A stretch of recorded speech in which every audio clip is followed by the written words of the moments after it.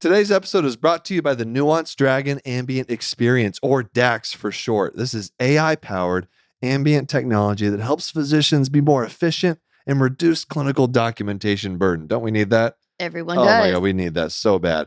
To learn more about how DAX Copilot can help reduce burnout and restore the joy of practicing medicine, stick around after the episode or visit nuance.com/discoverdax.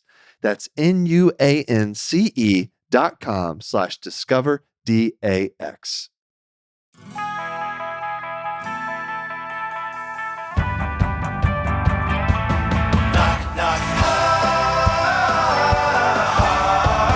Knock, knock. Hi. Hello, everybody. Welcome to Knock Knock I with me, your host, Dr. Glockenflecken. Thanks for joining me in my new space.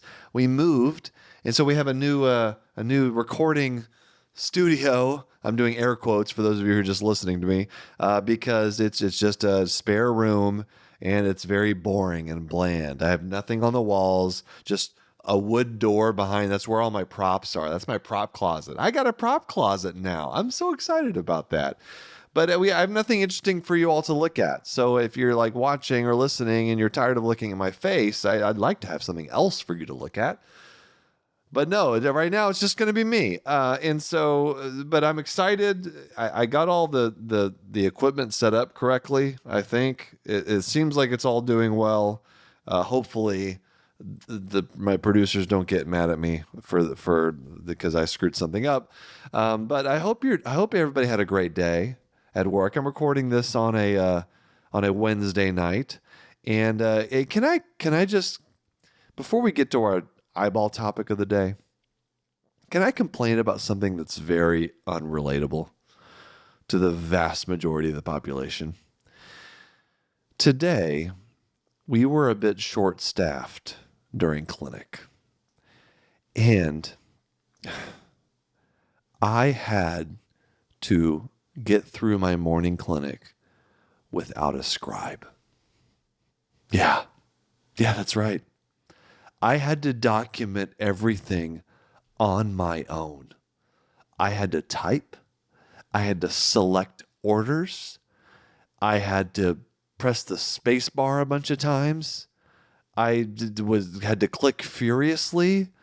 I didn't get to look at patients very much.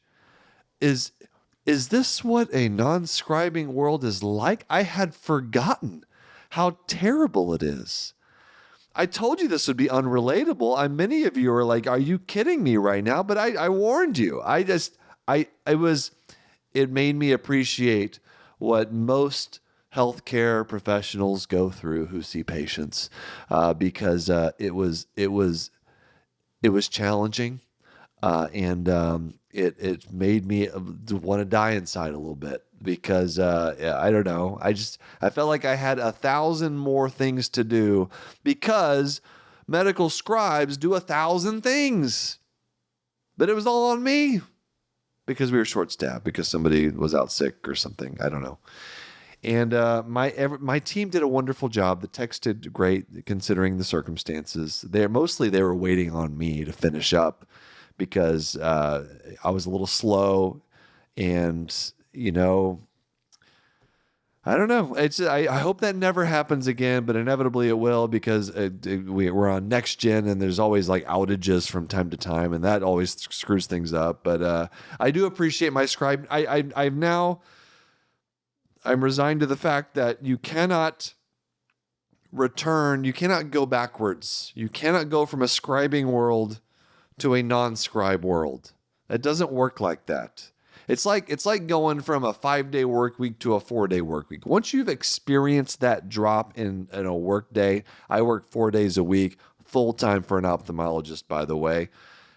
You can't go back to a 5-day per week, because that's overtime in my world. You can't do it. You can't. I'm saying so many unrelatable things right now. Many people, I can hear you logging off. I'm tired of hearing about how wonderful this guy's schedule is. Well, before you think my schedule is amazing, I fill up all of my free time doing stuff like this. Okay? Which Granted, it's fun. I enjoy it, but it's a little bit of work. It's work. I got to prepare a little bit. Anyway, don't feel bad for me. I'm doing just fine. But I do appreciate a good scribe, and I appreciated my scribe even more today when I did not have my scribe. So that's all I wanted to say. It was a good day though. A great day in clinic. Everything went pretty smoothly. Saw some interesting things. I saw a patient who had bilateral granulomatous anterior uveitis, which is a fancy way of saying lots of inflammation in the front of the eye, in both eyes, which is uncommon. There's a few things you got to think about when you see sudden onset of inflammation in the front of both eyes. One of them is sarcoidosis. Another one is something like someone who has an HLA-B27 genetic defect. It's which is associated with things like ankylosing spondylitis and other spondyloarthropathies. Is that the right word? I don't know. That sounds right. What does it matter? You get what I'm saying. Maybe you don't. Whatever. And the other one is syphilis. So that's always a fun conversation to have. When you have someone with an unusual an inflammatory syndrome in the eye, the one thing it can always be is syphilis. And so you end up having these very strange conversations with patients who are of all walks of life. Sometimes it's like a young person, a young man, a young woman. Sometimes it's someone who's 90 years old. Sometimes it's somewhere in between. And you have to look at them in the eye and say, well, this inflammation in your eye could be a number of things. One of them is syphilis. And you kind of look at their reaction. Some of them are just like kind of look at you like, oh, okay, yeah. Kind of a furrowed brow. Like, yeah, all right, we'll test for that. You kind of like, maybe there's a possibility here. Some people burst into laughter. Some people then proceed to voluntarily give you a detailed sexual history. Fine. I did ask the question about syphilis. I didn't really ask it. I just said we're going to test for it. Didn't really ask the question. I don't routinely take sexual histories in ophthalmology, but I appreciate the information. Anyway, you send the RPR, you see if it comes back, and usually, and I was like, very rare chance that this is going to be positive, but I have been surprised. I have diagnosed neurosyphilis because anytime syphilis represents like inside the eye, then that is considered your neurologic system. So it is technically neurosyphilis. I have been surprised when those blood tests came back positive for syphilis, and then it's like a whole thing. You got to get the IV treatment of penicillin G or IM. I guess IM. Is that IV? I don't know. I always love to look it up every single time because I diagnose it so infrequently. I think two times in my career so far, I have diagnosed syphilis in a patient. So they're very appreciative of that diagnosis, by the way, to then get treated. That's what they appreciate, that they can then be treated for the thing. Anyway. Don't have a lot more to. We could probably do I could do a whole knock eye on syphilis, and maybe it's probably worth it because there's a lot of things that can go wrong with the eye with regard to syphilis, and almost anything. It's one of those masquerading diseases that can show up as any number of things, including inflammation in the eye. So what else did I do? I did. It was Chalazion Day in the eye clinic, you guys. I did two of them. I opened up a couple of styes. It was they were very satisfying. They're not always satisfying. So for those of you who don't know what a stye is, it's when you have a meibomian gland in your eyelid. Your eyelids are full of glands. You got 30 in the upper eyelid. You got 20 in the lower eyelid. When one of those little glands, which are they're right at the base of the lashes, basically, and right where the eyelid touches the eyeball, that's where those glands are.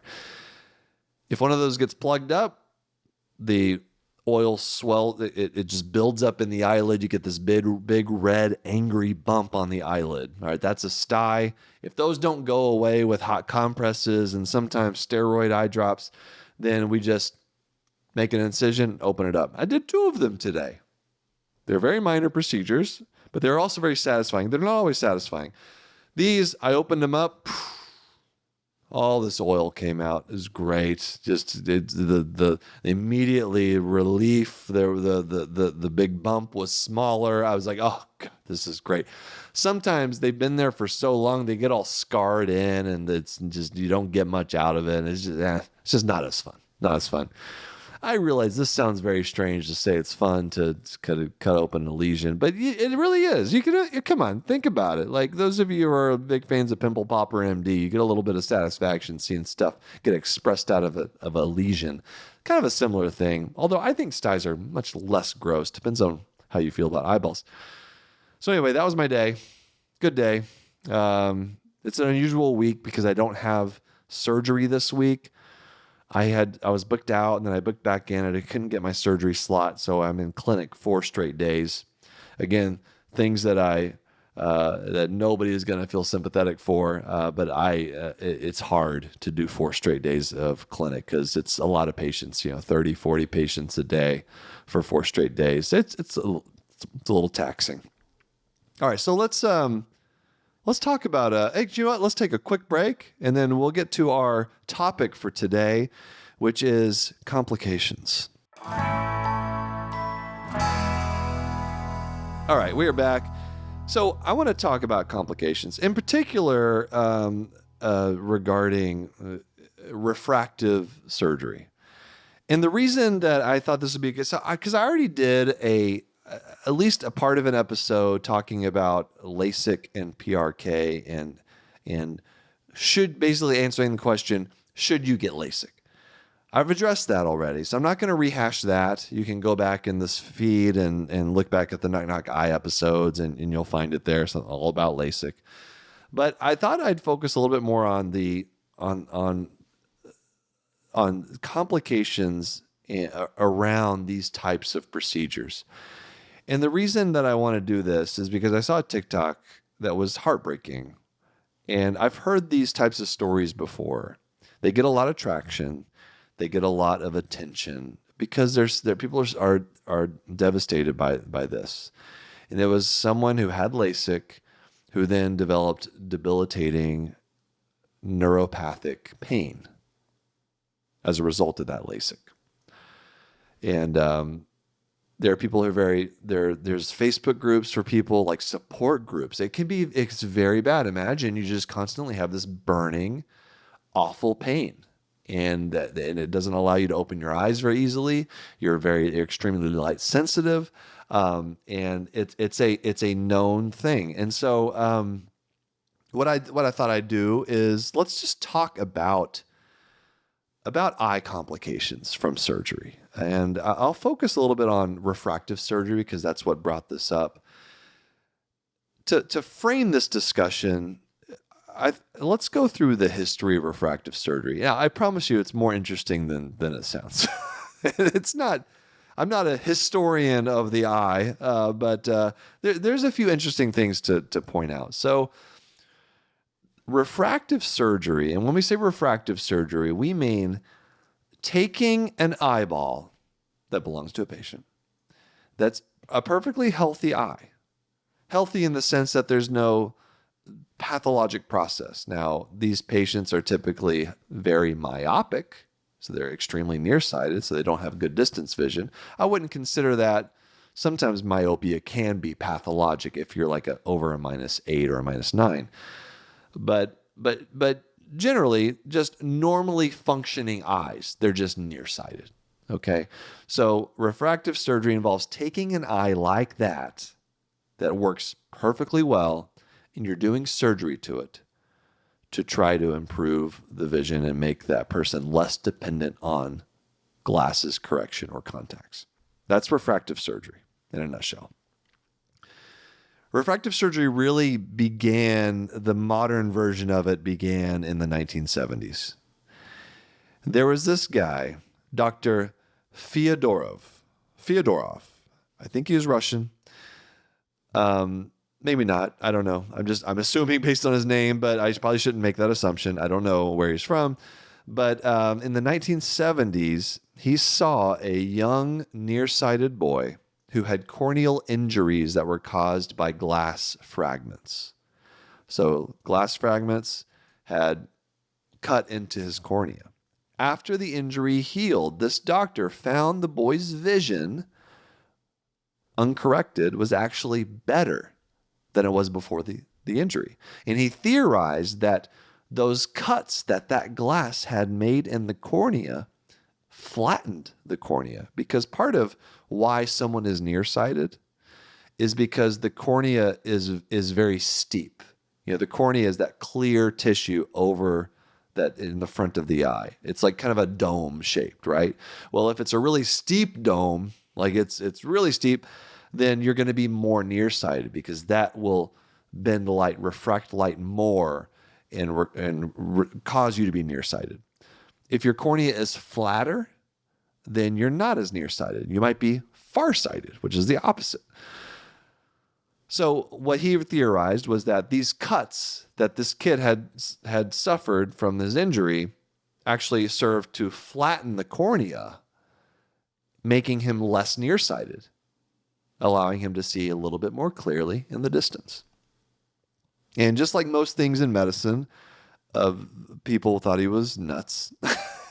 Just like Semmelweis and all the other, like, washing hands. What is that gonna? You're kidding. Germ theory. No, this is your. Well, we got to take away your medical license. This is no good. And so people didn't believe him. And then he ended up developing a technique for actually making these radial cuts, just like cutting into a pie. All right, like pie cuts. They go down about 80% depth in the cornea. All right, that's pretty deep.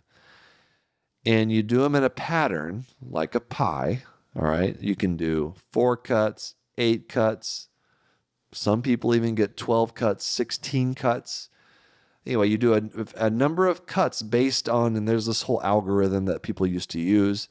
And what it would do is it would flatten the cornea, and it would, quote unquote, cure people's nearsightedness. And it was a huge hit. So many people got RK. It was called radial keratotomy. RK. People would line up. People would pay a lot of money to get RK done, because this has the first time any kind of surgery like this would just cure your nearsightedness. All of a sudden you didn't need glasses. And so in the 1970s and the 1980s, a lot of people got RK.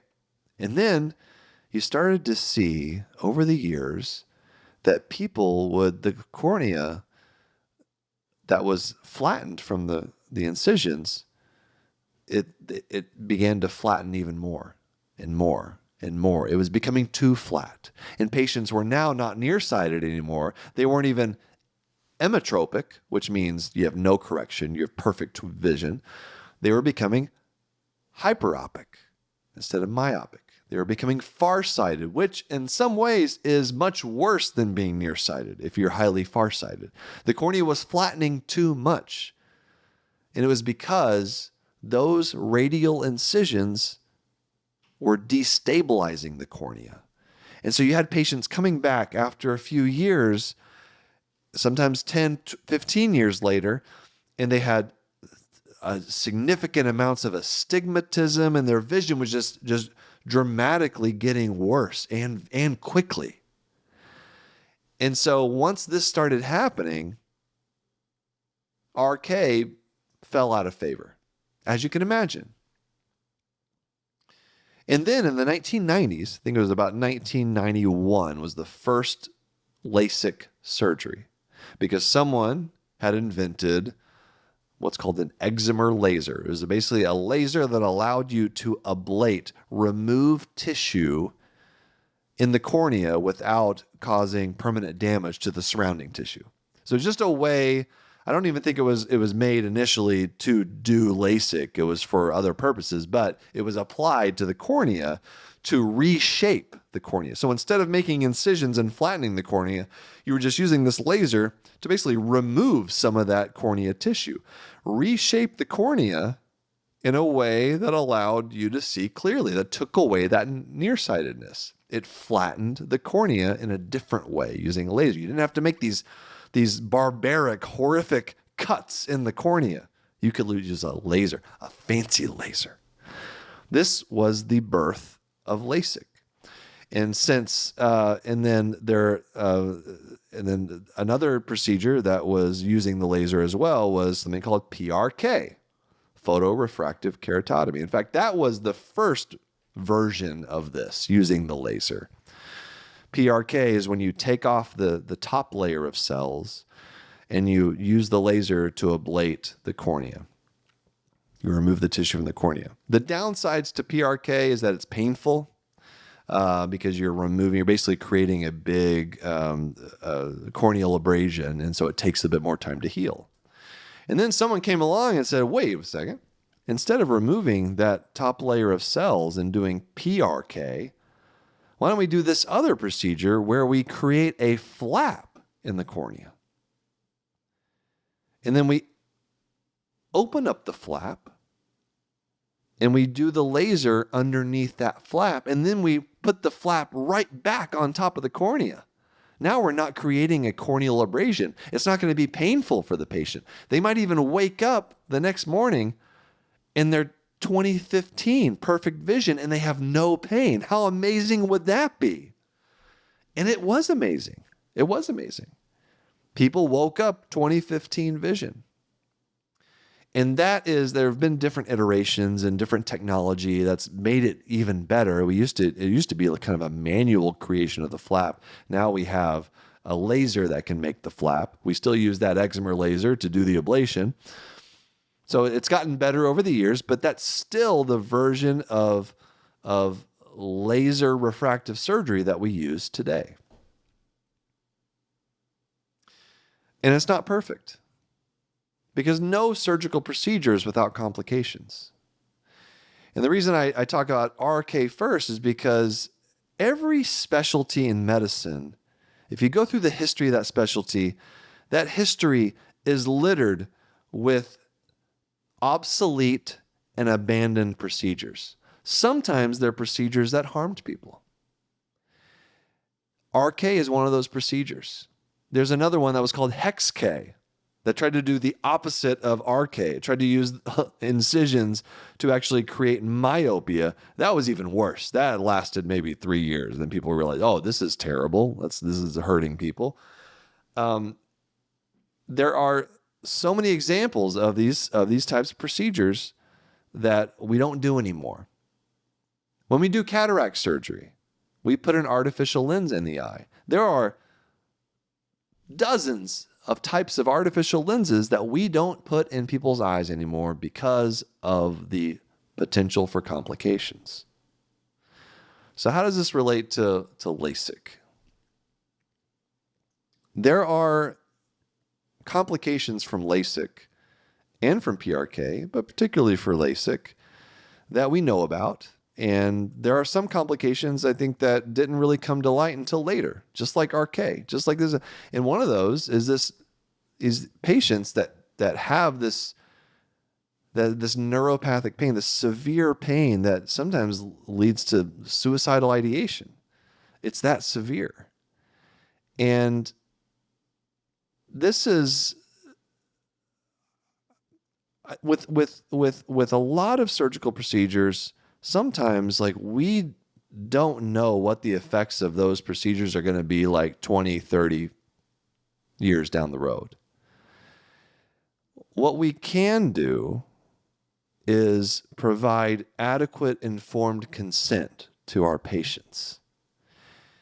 And so I don't think the answer to hearing some of these stories from knowing patients that have had complications from surgeries, I don't think the answer is always, sometimes the answer is we should never do that surgery again. But sometimes that's the complication rates are so low and the success rates are so high that it's still a good procedure. But we really have to do a better job of providing adequate informed consent to people. They need to know what they're getting into, what those potential complications.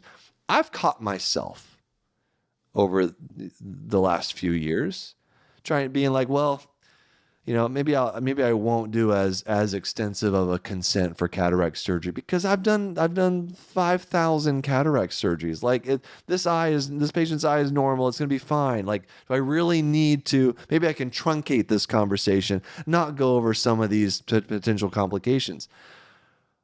That's when you really get yourself into trouble, and you're doing a disservice to your patients when you don't make sure that they are informed of what they are getting into, because patients, they don't know the medicine, they don't know the anatomy, they don't know the potential outcomes, the potential complications. And I don't do LASIK. I've certainly seen lots of patients that have had LASIK done. So many people are happy, they love their LASIK. They've had years of excellent vision from LASIK. There are some patients that wish they had never had it done, that will tell every single person in their life that they never should ever get LASIK.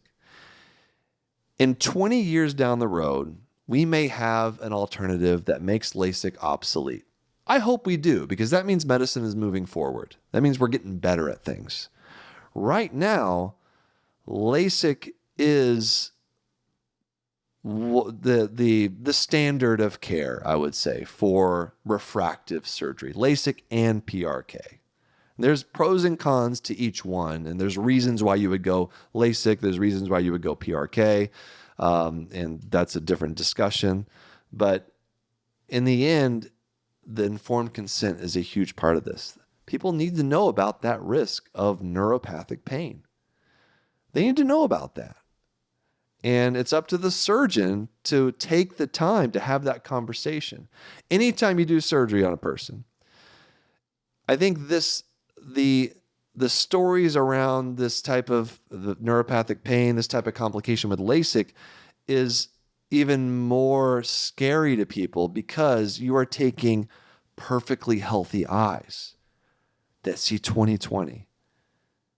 And they're and of course they need glasses, right, to see that, but their eyes are perfectly healthy, and you're doing a cosmetic surgery. It's considered cosmetic and at least elective. And then they end up with this horrific adverse event from it. And so it kind of magnifies the whole thing. And so I've had people encourage me to condemn LASIK. I've had people that have had these types of outcomes that get mad at me for recommending LASIK or making a video talking about LASIK. And I totally understand, because these people they're scared, they're upset, they're angry, but I think that would be the wrong message, because LASIK can be life-changing for people. Just like the potential complications can also be life-changing for people in a bad way.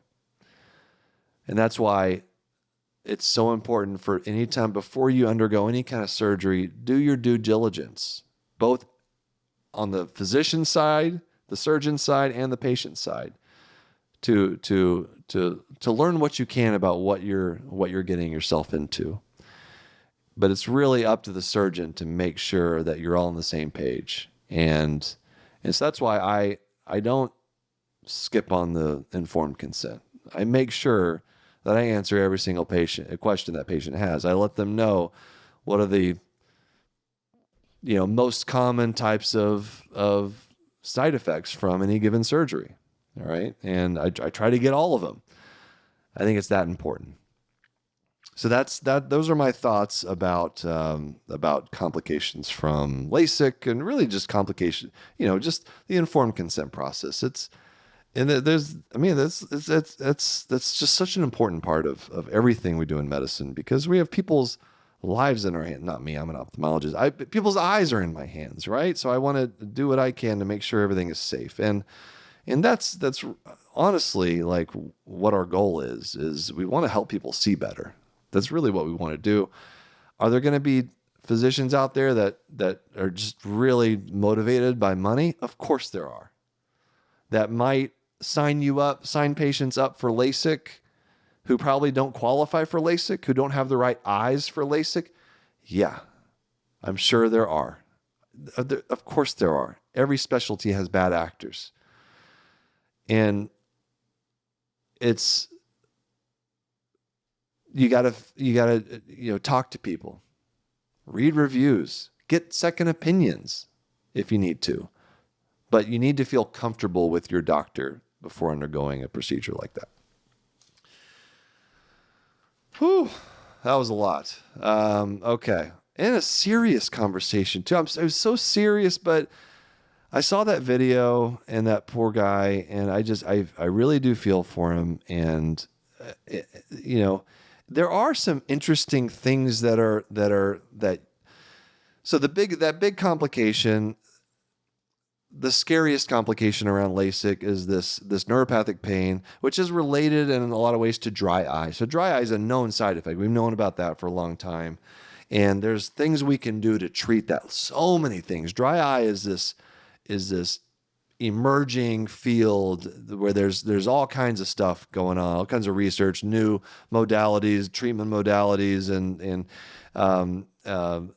I saw one paper about to treat neurotrophic keratopathy, which is like basically a lack of nerves to the cornea, by basically doing a nerve transplant. They took like these surgeons, I'm not sure where they were. I should look this up and I can give you more details later. They took the sural nerve, I think it was, from the leg, connected that nerve to the supraorbital nerve, and then sutured the nerve ends from that supraorbital nerve onto the cornea. And they were able to restore nerve function to the cornea.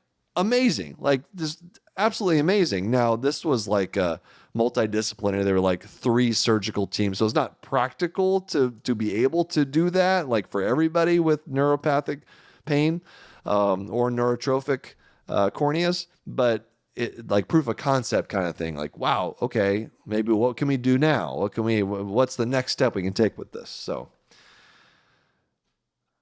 if I could just summarize that, because I don't know, that probably sounded like stream of consciousness, that whole thing. But if I could sum it up, is that like LASIK, like any procedure, has potential complications. I don't think it's a bad procedure. People are probably wondering, would you get LASIK? If I had the choice, I would get PRK over LASIK. And I know a lot of physicians who have had PRK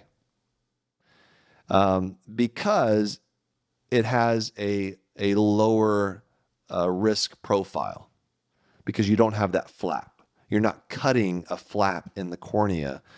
You're not cutting those nerves. So with PRK, the recovery is a little bit longer. It's a little bit more painful, but it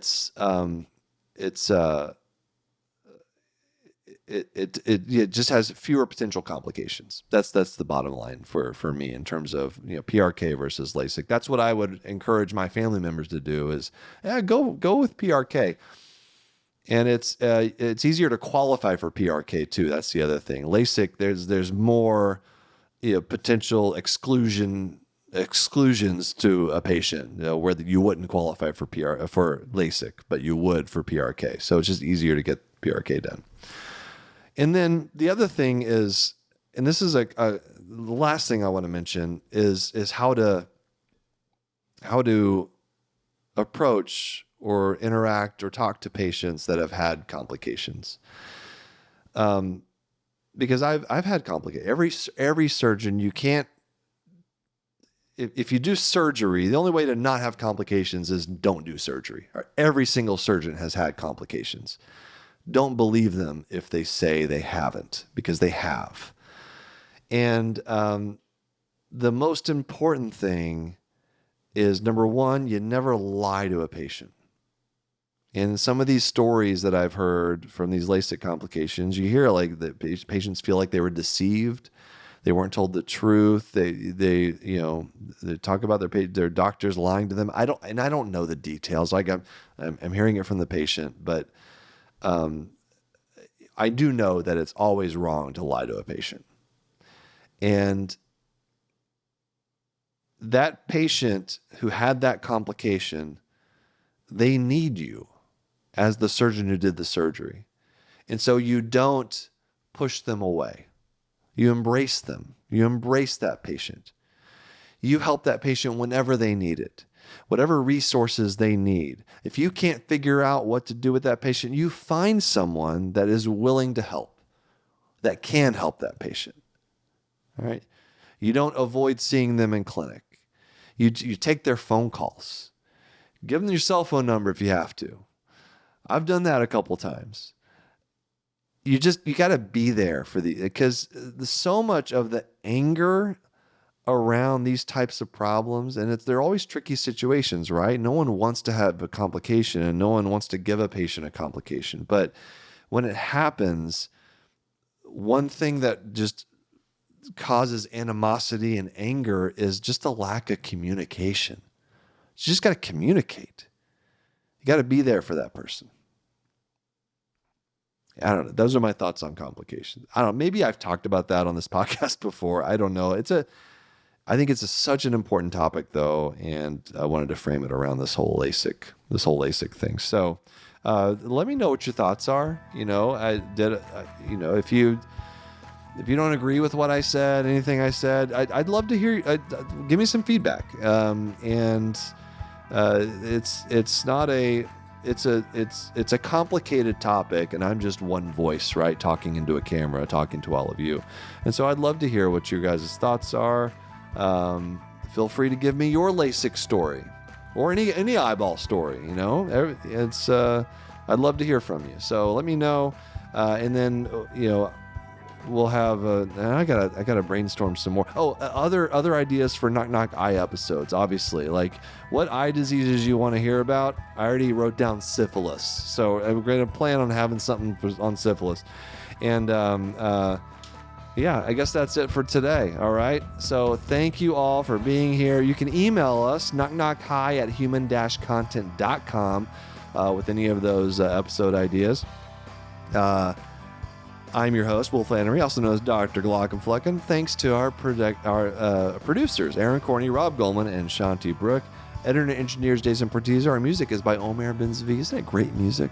Thank you, guys. Knock Knock Hi is a human content production. We'll see you next time.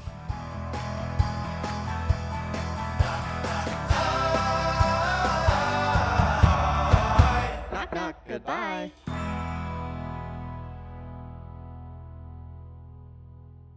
Thanks for watching the episode. You can find more on that playlist over there. If you prefer to listen, or you just had your eyes dilated, you can binge full episodes wherever you get your podcasts. Or join the party over on Patreon, where you get early access episodes, hang out with us, get lots of exclusive bonus content. Hope you subscribe, leave a comment below. Let us know what you think.